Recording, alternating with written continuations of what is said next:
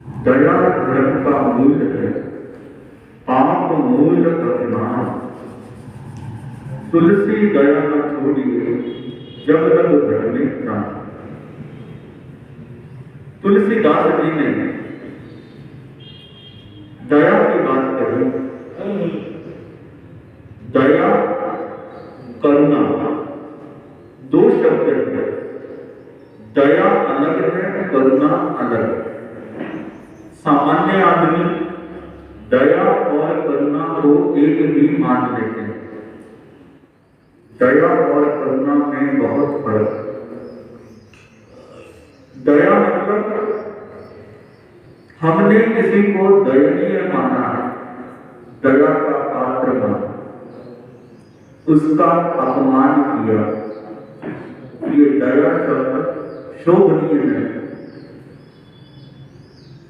दया का मतलब हमने अपने से नीचा मान लिया है कि ये दया का बेचारा, ऐसा है, अबला, दुर्बल, निर्बल, ये शब्द शोभनीय है। करुणा शब्द, करुणा का मतलब सामने कौन है इससे कोई प्रयोजन नहीं है। सामने से सम्राट निकल गया तो भी मेरा हृदय करुणा से भरा है। सामने से भिखारी निकल गया तो भी मेरा हृदय करुणा से भरा है। सम्राट पर आप दया नहीं कर सकते, सम्राट दयनीय नहीं होता है। भिखारी पर दया कर सकते हो, भिखारी दयनीय होता है। परंतु करुणा का संबंध जिसका हृदय हमेशा करुणा से भरा है, उसके लिए फिर असहाय को ढूंढने की आवश्यकता नहीं। आपको दया कब आएगी? जब कोई दया का पात्र हो। परंतु जो करुणावान होगा, जो बुद्ध पुरुष होगा, उसको सब पर करुणा आएगी, चाहे वो सम्राट हो चाहे भिखारी। दया 24 घंटे नहीं की जा सकती, करुणा 24 घंटे रखी जा सकती। और आपको दयावान बनने के लिए कोई पात्र ढूंढना पड़ेगा। अगर मान लीजिए दुनिया में एक समान सब हो गए, फिर इसका मतलब मोक्ष दुनिया से चला जाएगा। क्यों? दान और दया ये मोक्ष का मार्ग बताए। हमने शब्दों को तो नहीं पकड़ लिया है। दान और दया ये मोक्ष का मार्ग नहीं है, करुणा मोक्ष का मार्ग है। दुनिया में कल के पास सबको बराबर धन मिल गया मान लीजिए, तो फिर इसका मतलब मोक्ष भी नहीं होगा, तो दया किस पर करेंगे? तो दया और दान इसका भी बड़ा समझने वाला मैटर है। करुणा का संबंध किसी व्यक्ति से नहीं होता, करुणा हमारा स्वभाव। करुणा मतलब वो अपने आप से संतृप्त है, अपनी आत्मा से जुड़ा हुआ है। एक बुद्ध पुरुष है, वो ऐसी गली में चला गया जहां पर कोई लोग नहीं, उसको फिर भी करुणा आएगी, उसके मन में हमेशा करुणा भरी रहेगी। और आप लोग मान लीजिए कहीं जा रहे हैं, कोई सम्राट निकल रहा है, कोई धनवाना निकल रहा है, कोई दया का भाव नहीं आएगा।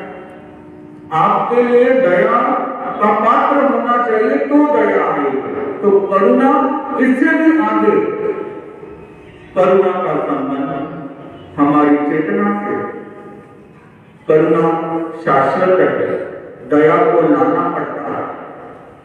तो करुणावान जो होता है वो मोक्ष मार्गी होता है। करुणा से जिसका हृदय भीगा रहता है वो वास्तव में धार्मिक होता है। दया अलग है। कई लोग दया का प्रदर्शन करते हैं, दानवीर कहलाने के लिए और प्रशंसा बटोरने के लिए अनोखे अनोखे कार्य करते हैं। कोई हॉस्पिटल में जाएगा, पेशेंट के पास में जाकर एक एप्पल दे देगा और 20 जने फोटो खिंचवाएंगे और नीचे लिखवाएंगे क्या भामाशाह, भामाशाह लिखवा दें। कहीं पंखा डोनेट किया तो तीनों ताड़ियों पर खानदान का नाम लिखवा देंगे पूरा। एक बार किसी व्यक्ति ने कहा अपने मित्र को, चलो मेरे साथ हॉस्पिटल में पंखे लगवाए। तो हॉस्पिटल के कमरे में जो बंद था वहां पर ले पंखा ऑन किया। वो उसका रेगुलेटर होता है जो 1 नंबर पर, उसने कहा वो देख नाम लिखा ऊपर, तो उसके ऊपर लिखा था स्वर्गीय धर्म पत्नी कमला की समृद्धि।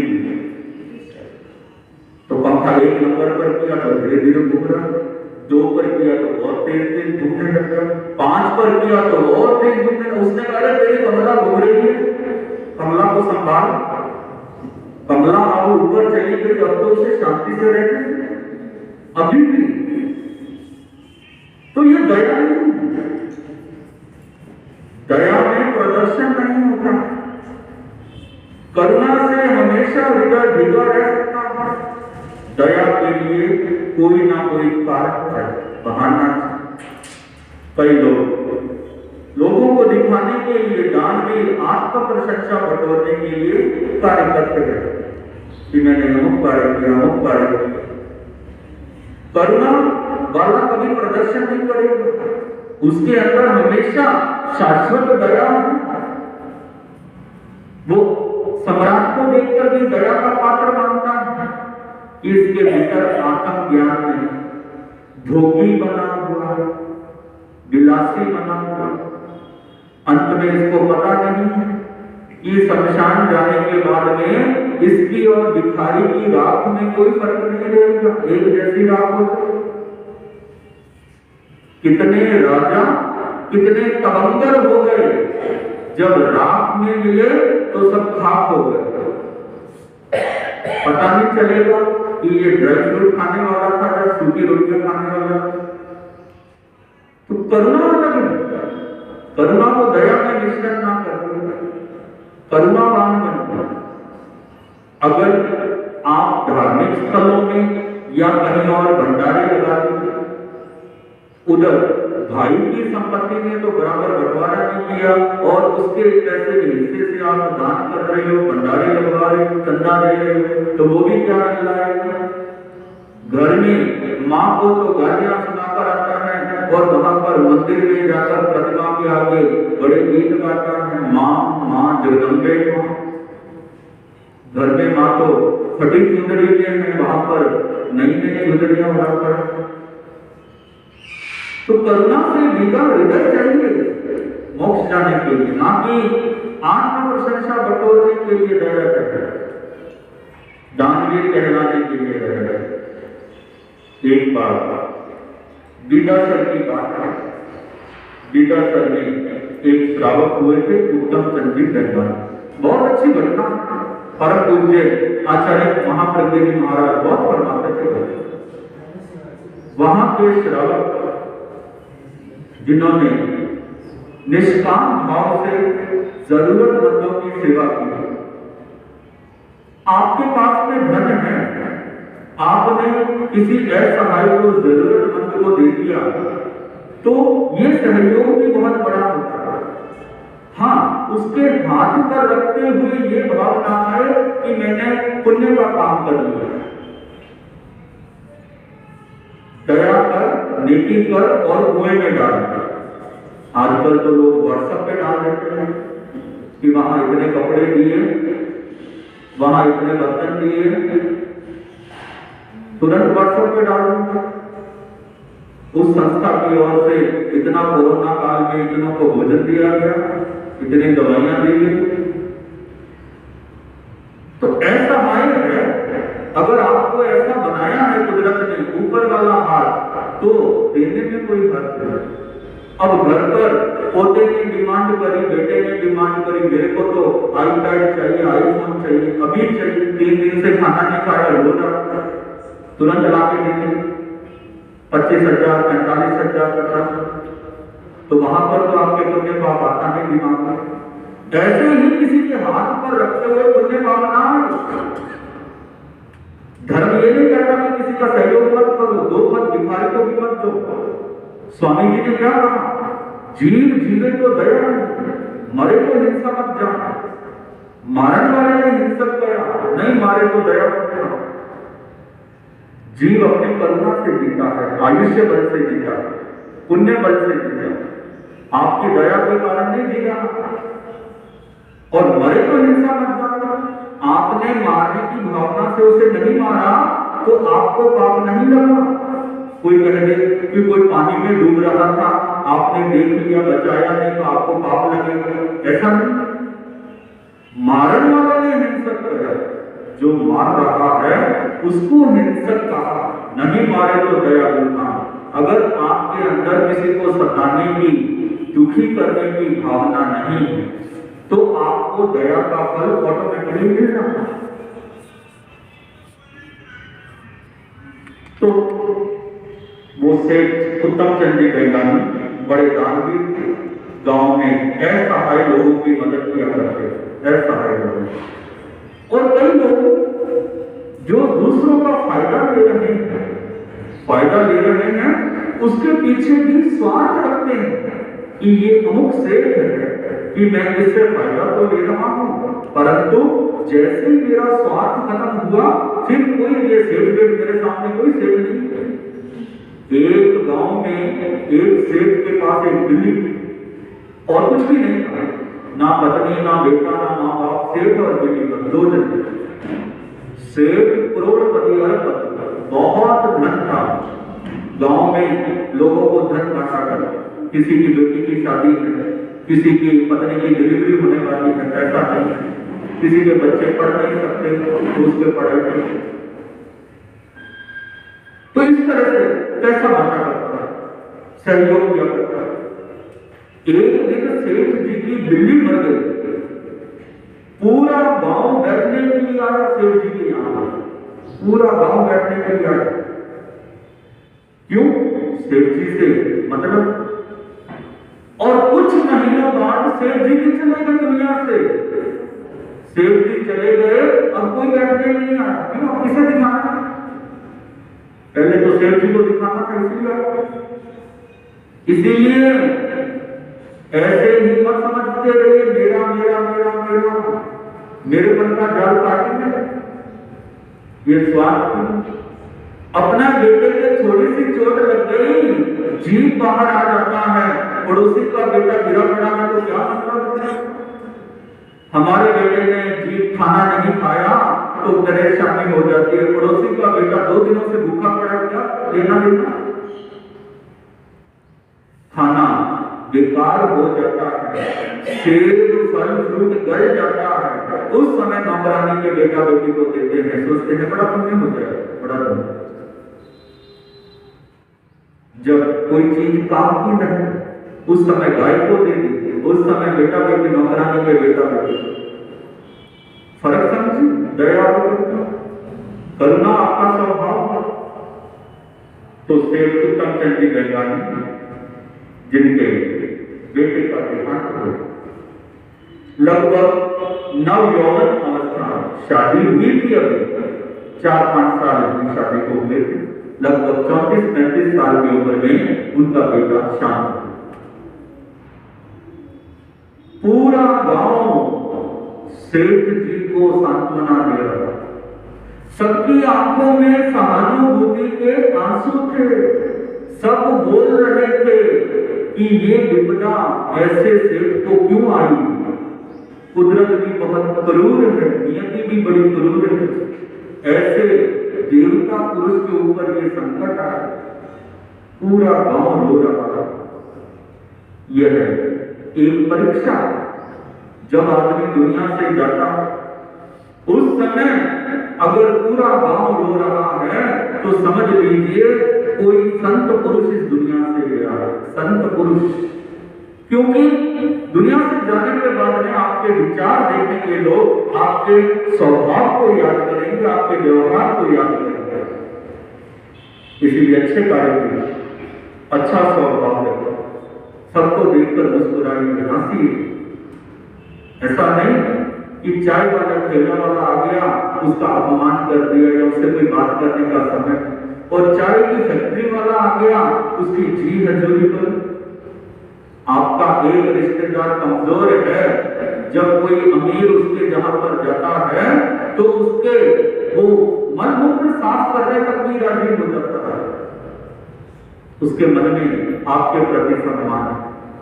और कोई अमीर के यहाँ पर गरीब आ जाए तो 10 लोग खड़े हैं तो कहते हैं ये तो मेरा बहुत दूर का रिश्तेदार है, बहुत दूर का रिश्तेदार है, खास बात है। तो बेटा शांत हो गया। तो वहां पर लोगों की भीड़ में एक ज्योतिषाचार्य भी आए। ज्योतिषाचार्य देख रहे थे तो डेड बॉडी के हाथ की अंगुली में एक अंगूठी पहनी हुई थी जिसमें एक मूंगा लगा था, मूंगा। तो ज्योतिषाचार्य ने उत्तम चंद जी से कहा कि ये किसने पहनाया था? तो सेठ जी ने कहा मेरे ध्यान में, अरे ये मूंगा तो अशुभ है, मूंगा शुभ भी होता है अशुभ भी होता है, ये मूंगा अशुभ है, जितनी जल्दी हो सके इसे घर से रफा दफा करो, नहीं तो और घटना बढ़ सकती है और किसी मां की कोख सुनी हो सकती है। तब सेठ जी ने मन में सोचा और संस्कार के बाद भी अपने एक मित्र को बुलाया और उसे गांव के बाहर ले जाया। मित्र ने कहा ऐसा करते हैं कि बाजार में इसे कम ज्यादा रेट में बेच देते हैं। उस समय प्राचीन बात है तो काफी उसका लाखों में दाम मिल सकता, हीरे में मूंगा जड़ा हुआ, हीरे में। परंतु उत्तम चंद जी तो गांव के बाहर ले गए, विदासर के गांव के बाहर, और एक कुआं आया। कुएं के पास जाकर अंगूठी उसमें डालते हुए बोले, एक मां की कोख सुनी हुई है, मैं नहीं चाहता और मां की कोख सुनी हो। एक पत्नी के मां का सिंदूर उजड़ा है, मैं नहीं चाहता किसी और मां का सिंदूर उजड़े। ये कहते हुए उसमें अंगूठी, ये है करुणा की पराकाष्ठा। वास्तव में उस उत्तम चंद जी गंगानी ने तत्व को आत्मसात कर लिया। ये तत्व है कि मेरी वजह से किसी को समस्या ना हो, परेशानी ना हो। करुणा अलग है, दया अलग है। तो करुणा मोक्ष का मार्ग है, दया मोक्ष का मार्ग नहीं है। दया का मतलब हमने अपने से नीचा मान लिया है, मतलब राग और द्वेष, घृणा का भाव। अगर हमने किसी पर दया रखी है तो ये भाव भी आएगा कि वो मेरा बदला चुका। हम कह देते हैं ना कि मुझे ये उम्मीद नहीं थी, मेरी दया का तुम ये बदल परिणाम दिखाओ, मैंने तो तुम पर इतनी दया कर।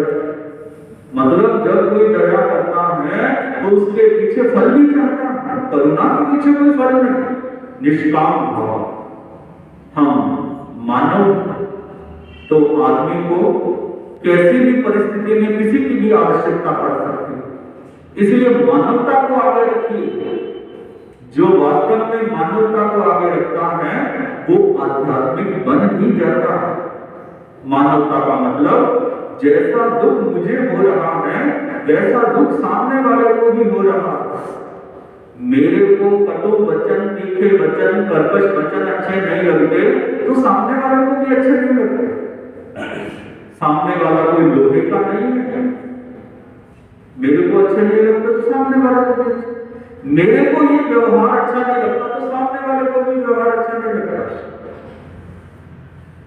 इसलिए करुणा शाश्वत, करुणावान हमेशा सुखी होता है, संतुष्ट होता है, वो प्रतिपल प्रतिक्षण मोक्ष की ओर जा रहा है। करुणावान हमेशा हृदय करुणा से भीगा रहता है, हमेशा अंदर में करुणा आप्लावित होती रहे, हमेशा करुणा के अंकुर भीतर में फूटते रहे। क्षणिक किसी के ऊपर द्वेष आ गया कोई बात नहीं, दुर्भावना ना रहे। द्वेष आना अलग बात है, परंतु उसके पीछे दुर्भावना रखना अलग बात है कि इसने मुझे कष्ट दिया, इसके भी जीवन में कष्ट आए, इसके भी रोग आए, शोक आए, इसकी संपत्ति चली जाए, इसका वो नष्ट हो जाए, ये दुर्भावना है। द्वेष हो गए छोड़ दे, लेट गो कर दे। किसी के भी प्रति, चाहे आपका कोई पारिवारिक मामला है, चाहे कोई सामाजिक मामला है, चाहे कोई व्यापारिक व्यवसायिक मामला है, कहीं भी ये भाव नहीं रखना चाहिए। तो जिसके भीतर में दया है, तो तुलसीदास जी की वो बात सही ही है, दया धर्म का मूल है, पाप मूल अभिमान, तुलसी दया न छोड़िए जब तक भटके। तो करुणा को हमेशा 24 घंटे आप अपने भीतर समाये रख सकते हैं, हर किसी पर करुणा रख सकते हैं। तो आप कुदरत को देखिए कि कुदरत हमें श्वास दे रही है, हमें कितनी बड़ी करुणा का पात्र समझकर हमें श्वास दे रही है। ये पेड़ पौधे, प्रकृति, नेचर, ये सांस हमको दे रहे हैं, इनकी कार्बन डाइऑक्साइड हमारी ऑक्सीजन है और हमारी कार्बन डाइऑक्साइड इनके लिए ऑक्सीजन है। तो दोनों की पार्टनरशिप चल रही है। एक आदमी प्रतिदिन कितनी ऑक्सीजन इनसे ले लेता है? मैंने सुना है एक साल में एक आदमी अगर एक कृत्रिम ऑक्सीजन ले हॉस्पिटल अक्सर तो 30 लाख की कीमत हो जाती है एक साल। तो कितनी करुणा कुदरत हम पर कर रही है, सांसें दे रही है हम पर, हम स्वयं उसके लिए दया के पात्र हैं। इसलिए हम किसी को दयनीय ना माने, हम किसी को नीचा ना माने, हम करुणा रखेंगे तो ये भी मोक्ष का मार्ग हो जाए। तो हृदय करुणा से भीगा रहे, अनुकंपा से भीगा रहे, मानवता अंदर में बनी रहे। इसकी पंक्तियों के साथ शब्दों को विराम दूंगा। जीवन है उपहार प्रभु का, जीवन है उपहार प्रभु का, इसको रोशन कीजिए। जीवन है उपहार प्रभु का, इसको रोशन कीजिए। पहले अपने अंतर मन को शांति से भर लीजिए। पहले अपने अंतर मन को शांति से भर लीजिए।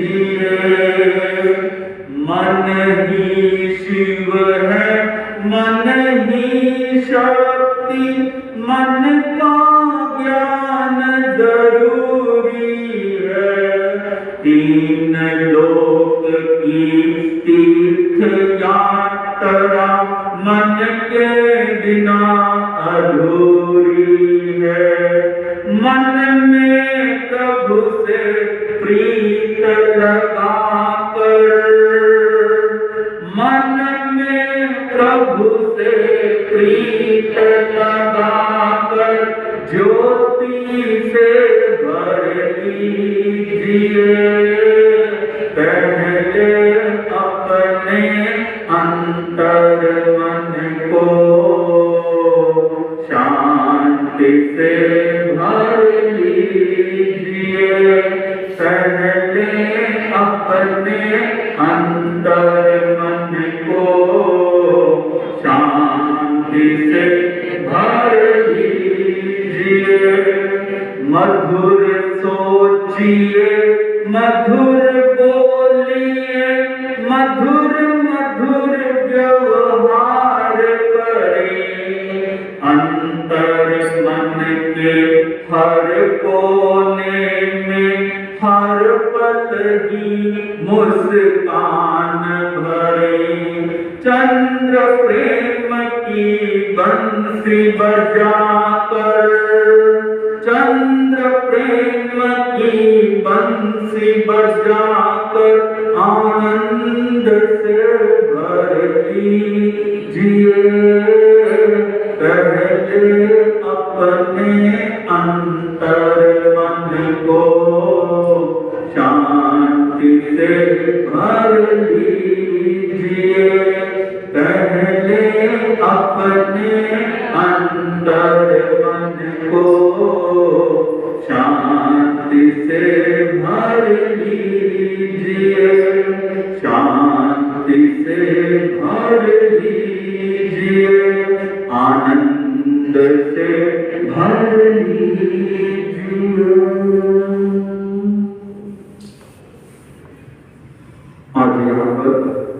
अशोक जी गुरु आयुर्वेदिक डॉक्टर हैं भीलवाड़ा से, जो कि हमारे आत्मीय एक श्रावक हैं आपकी तरह, तो आत्मीय संबंध व्यवहार रखते हैं। यहाँ पर आज दर्शनार्थ आए और पाइल्स आदि रोगों का उपचार भी करते हैं दौलतगढ़ के नगर से।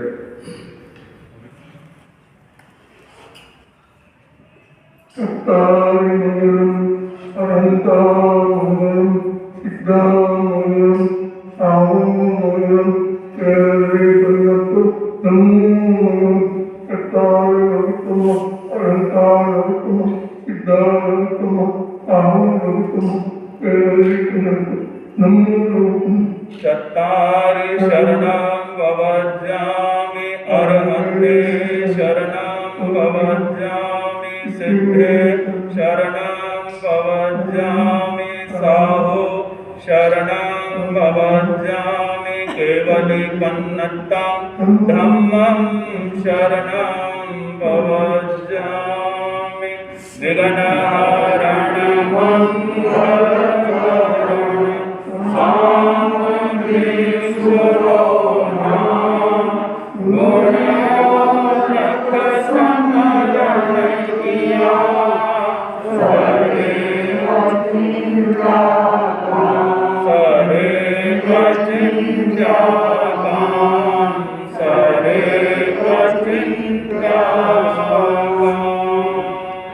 श्रमण भगवान महावीर स्वामी की, क्रांतिकारी वीर भिक्षु की, गणाधिपति पूज्य गुरुदेव श्री तुलसी की, प्रेक्षा प्रणेता आचार्य श्री महाप्रज्ञ जी की, युग प्रधान आचार्य श्री महाश्रमण जी की, शासन माता साध्वी प्रमुखा जी की जय जय ज्योति चरण, जय जय ज्योति चरण, जय जय ज्योति चरण।